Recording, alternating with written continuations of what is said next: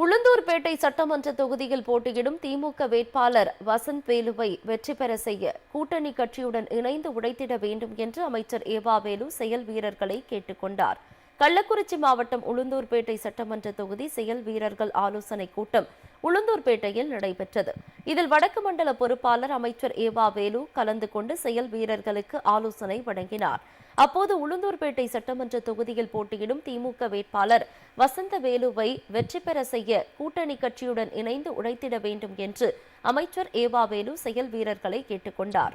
தொடர்ந்து தமிழ்நாடு முதலமைச்சரின் முத்தான திட்டங்களை பட்டியலிட்டு பேசியதுடன் அனைத்து திட்டங்களையும் மக்களுக்கு எடுத்து கூறி வாக்கு சேகரிக்குமாறு நிர்வாகிகளை கேட்டுக் கொண்டார். இந்த ஆலோசனை கூட்டத்தில் கள்ளக்குறிச்சி வடக்கு மாவட்ட செயலாளர் உதயசூரியன், தெற்கு மாவட்ட செயலாளர் வசந்தம் கார்த்திகேயன் மற்றும் அனைத்து கூட்டணி கட்சி நிர்வாகிகள், கிளை செயலாளர்கள் திரளானோர் கலந்து கொண்டனர்.